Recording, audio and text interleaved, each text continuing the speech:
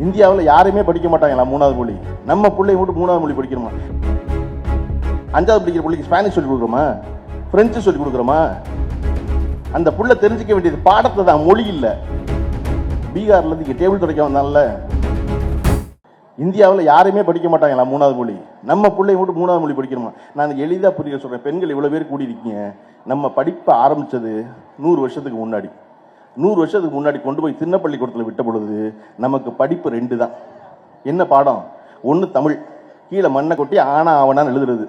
2வது நம்பர், எண்.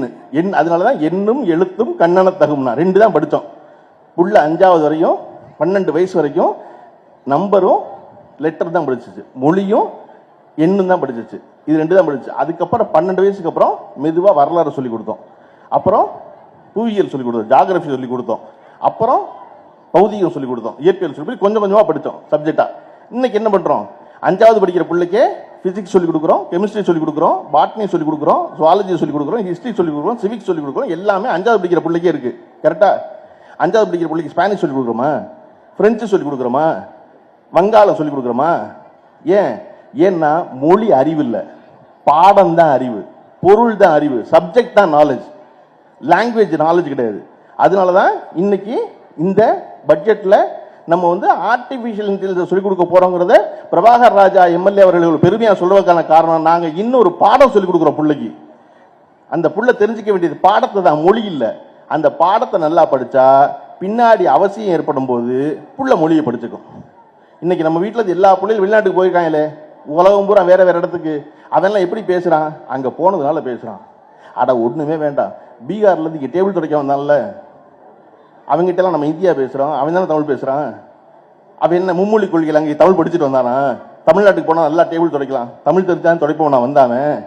வழி இல்லை, பொழைக்க வந்தான், வந்த இடத்துல வேலை செஞ்சான், வேலை செஞ்ச இடத்துல அந்த மொழியை கத்துக்கிட்டாதான் நம்மளை வச்சிருப்பாங்க தெரிஞ்சுக்கிட்டு அவன் இந்த மொழியை படித்தான்.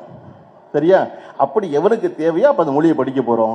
தேவையில்லாம நாங்கள் உங்க வீட்டு பிள்ளைகள் அரசு பள்ளி படிக்கிற பிள்ளை ஹிந்தி படிக்க வேண்டாமா, 3வது மொழி படிக்க வேண்டாமா அப்படின்னு கேட்டா படிக்க வேண்டாம்னு சொல்லுங்க. படிக்கவே வேண்டாம். நம்ம பேரறிஞர் அண்ணா சொல்லி கொடுத்த நமக்கு இருமொழி கொள்கை இருக்கிறது. நமக்கு தமிழும் ஆங்கிலமும் இந்த மாநிலத்தில் மிக வளமையாக இருக்கிறது. அதனால எங்களுக்கு 3வது மொழி வேண்டாம். வேணுங்கிறால் யார் வேணாலும் படிச்சுக்கலாம்.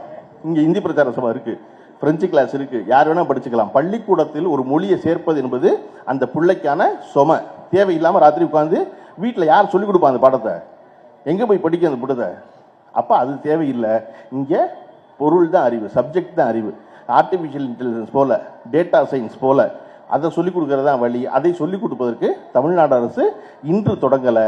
இந்த பழக்கம் எங்கேருந்து ஆரம்பிச்சிச்சு அப்படின்னா நீதி கட்சியிலிருந்து தொடங்குகிறது.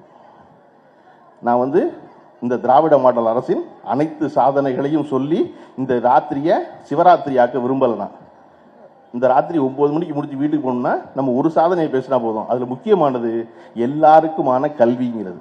அது எங்க தொடங்குது அப்படின்னா நீதி கட்சி காலத்தில் பிராமணனை மட்டுமே படிச்சுக்கிட்டு இருக்கும் பொழுது பிட்டி தியாகராயர் என்பவர் ஏன் மற்ற சாதிகளில் ஒடுக்கப்பட்ட சாதியில் படிக்க வர மாட்டேங்கிறாங்க அப்படின்னா அவன் பூரா பசியில் இருக்கான், அவன் பூரா வறுமையில் இருக்கான், அவன் பூரா வேலைக்கு போறான் என்பதை உணர்ந்த பிட்டி தியாகராயர் முதல்ல சென்னை மாகாணத்தில் 1920களில் மதிய உணவு வழங்கி பள்ளிக்கூடத்துக்கு பிள்ளைகளை வர வச்சார். செய்திகளை உடனுக்குடனும் துல்லியமாகவும் தெரிந்து கொள்ள சப்ஸ்கிரைப் பண்ணுங்க.